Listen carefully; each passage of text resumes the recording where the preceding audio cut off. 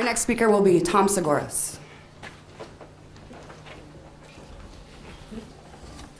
Hi, well, my name is Tom Sgouros. I'm a researcher, a freelance researcher and writer, and I've been writing about taxes and doing research on taxes, especially in Rhode Island, for about 22 years. Recently, though, I've encountered a new phenomenon with my children. I've been exploring a philosophical question, the class of questions whose answers you cannot get by asking them. This came to light when we were discussing how to find out if it was opposite day, right? You can't find out by asking. You've got to find some other way to ask. And that made me think, well, there's a whole bunch of questions like that. And one of them is, hey, are you going to leave the state if your taxes go up? That is not a question you can answer by simply asking it. So, unfortunately, that is the way that we conduct the discussion. The General Assembly proposes something, and a parade of people show up at the House Finance Committee hearings to say, I'm going to move, I'm going to move, I'm going to move, I'm going to move. They talk about requiring shared sacrifices, but what they're talking about is shared sacrifices for everybody else. There are, though, ways to answer this question that don't involve asking the parade of people who show up at the House Finance hearings. And there are two studies now that came out quite recently addressing specifically the question of wealthy people and taxes. One of them was conducted by a researcher at Princeton and another one at Stanford, I think. And it was looking at the effect of the New Jersey millionaires tax and what exactly happened when New Jersey put a fairly heavy tax on very high incomes. And the writers in it pointed out that New Jersey is an ideal test case for this, and people in Rhode Island should take note. The reason that New Jersey is an ideal test case is that the vast number of millionaires live in the New York metropolitan area, and if you want to do sort of geographic tax arbitrage, move yourself, it's pretty easy to move from northern New Jersey to Connecticut. You don't have to give up your friends. You can still work in the same places. Your commute isn't any longer. You can just, you can move to Fairfield, then life is good. Or you could move to Westchester County, or you could move to Staten Island. The options are wide there. And so they said, here's an ideal test case because the taxes have gone up and the cost of moving among these different states is low. Both the actual cost and the sort of emotional and family cost. And what did they find? They found that people don't move.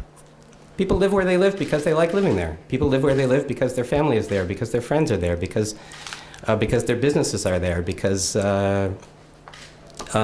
that's where they live, because they identify as a New Jersey resident or as a Connecticut resident.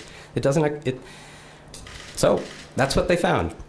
If anything, the effect that they found was that was slightly positive. When the taxes were raised, the services got better and people stayed. Another report finding essentially similar conclusions was done based on IRS data done by the Political Economy Research Institute at the University of Massachusetts. They also found roughly the same thing. While they were doing it, both of them made note of an important fact, too, that there's a lot of spurious scholarship out there about these kinds of questions. I first encountered them some years ago when we were looking at, when I was looking at studies of business tax incentives and whether businesses would locate based on tax incentives. And what you find is people, economists doing sophisticated regression analyses demonstrated to show, claiming to show that people will move because of taxes. But when you look at the studies, what you see is that the sophisticated statistical techniques that they use hide the fact that they are essentially claiming that the services and the taxes that we pay are independent variables. What that means is that the question that they've actually answered is, will people move if taxes go up and services don't? Or will people be attracted to your state if taxes go down and services don't change? And those are actually pretty obvious questions to ask, but that's not how the world actually works. The way the world works is that we levy these taxes in order to pay for services. We don't ask for sacrifices for the sake of sacrifice. We ask for the sacrifices for the sake of doing great things for ourselves, for the rest of our community, for our children, for our nation. That's what the sacrifice is about. These things are linked, and you can't claim that they're unlinked and hide that claim under sophisticated mathematics and hope to snow people, because the reality will come through. The reality is that the bills have to be paid. The people who we want to teach our children music have to be paid.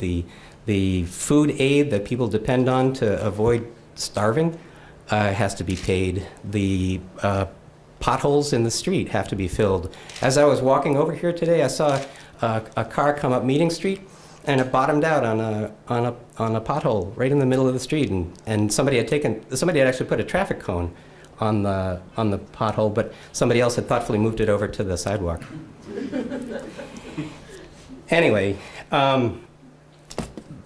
those are that's essentially the important points that I wanted to make. Is that there is actually a strong intellectual foundation for the claim that making these kinds of tax changes will not only improve the quality of life in our state, but will also not cause the flight that seems to so commonly motivate the representatives and senators in the state. So I thank Representative Valencia and the cast of supporters of his bill for having the courage to stand up and say that the arithmetic will out, and that it's important to take a stand for making for providing the services that we all depend on.